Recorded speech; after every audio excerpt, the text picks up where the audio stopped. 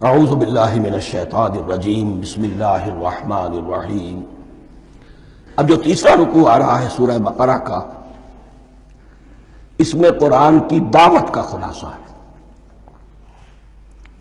قرآن کیا ماننے کی دعوت دیتا ہے، اس کی پکار کیا ہے۔ جیسا کہ میں عرض کر چکا ہوں، 2/3 قرآن پہلے نازل ہو چکا ہے، پس منظر میں ہے۔ ہمارے لیے اس ترتیب مصحف کے اعتبار سے وہ قرآن بعد میں آئے گا، ترتیب نزول کے اعتبار سے وہ پس منظر میں موجود ہے، لیکن چونکہ یہاں پر مصحف کے اندر یہاں سے آغاز کیا جا رہا ہے، لہذا اس کا خلاصہ جو ہے لب لباب یہ ایک رکوع میں، اور قرآن کے فلسفے کا اور اس کے بعض نہایت ہی اہم جو موضوعات ہیں اور مسائل ہیں ان کا ذکر پھر چوتھے رکوع میں۔ ابھی ہم تیسرا رکوع پڑھ رہے ہیں۔ یا ایھا الناس اعبدوا ربکم الذی خلقکم والذین من قبلکم لعلکم تتقون۔ اے لوگو، بندگی اختیار کرو اپنے اس رب کی، اپنے اس مالک کی جس نے تمہیں پیدا کیا، اور نہ صرف تم کو پیدا کیا، تم سے پہلے جتنے لوگ گزرے انہیں بھی پیدا کیا تاکہ تم بچ سکو۔ یہ قرآن کی دعوت کا خلاصہ ہے، اور یہ نوٹ کر لیجئے، یہ تمام انبیاء اور رسل کی دعوت یہی تھی۔ ہم جب پڑھیں گے سورہ اعراف پڑھیں گے، سورہ شعراء پڑھیں گے، ایک ایک کا نام لے کر ان اعبدوا اللہ واطیعوہ، ہر رسول کی دعوت یہ تھی، اللہ کی بندگی کرو، میری اطاعت کرو۔ یا قوم اعبدوا اللہ ما لکم من الہ غیرہ، اے میری قوم کے لوگوں، اللہ کی بندگی کرو، تمہارا کوئی الہ اور معبود اس کے سوا نہیں ہے۔ پھر حضور قرآن یہی عبادت رب انسان کی تخلیق کی غایت ہے، وما خلقت الجن والانس الا لیعبدون۔ ہم نے جنوں اور انسانوں کو پیدا ہی صرف اس لیے کیا ہے کہ ہماری بندگی کریں۔ لیکن یہاں ایک فرق بہت بڑا ہے، تمام رسولوں کی دعوت یہی ہے، محمد الرسول اللہ کی بھی یہی ہے، لیکن بڑا فرق کیا ہے؟ باقی تمام رسولوں کی دعوت آپ کو ملے گی یا قوم، اے میری قوم کے لوگوں، یہاں ہے یا ایھا الناس، اے بنی آدم، اے بنی نوع انسان۔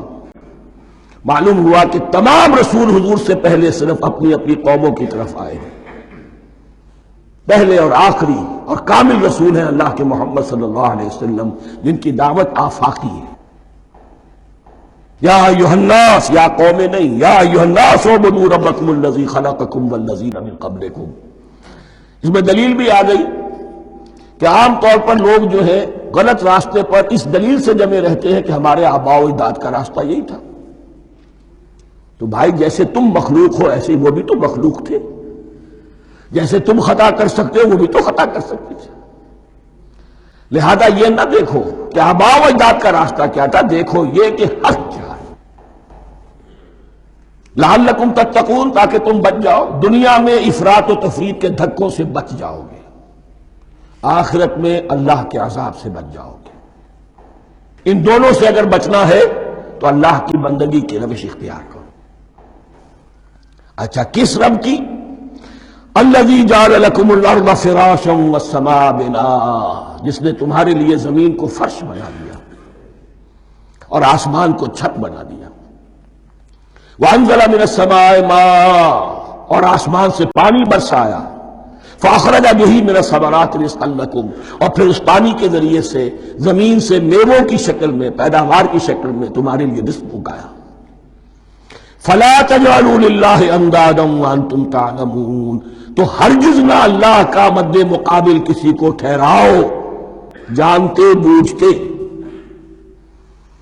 وانتم تعلمون کا ایک مطلب یہ بھی ہے کہ تم بھی مانتے ہو کہ اس کائنات کا خالق اللہ کے سوا کوئی نہیں۔ اہل عرب بھی مانتے تھے، جو ان کے دیوی دیوتا تھے وہ سمجھتے تھے کہ یہ اللہ کے اوتار ہیں، یا اللہ کے ہاں بہت یہ پسندیدہ ہیں، اللہ کے محبوب ہیں، اس کے اولیاء ہیں، اس کی بیٹیاں ہیں، لہذا یہ شفاعت کریں گے تو ہمارا بیڑا پار ہو جائے گا۔ ورنہ خالق وہ مانتے تھے اللہ ایک ہی ہے۔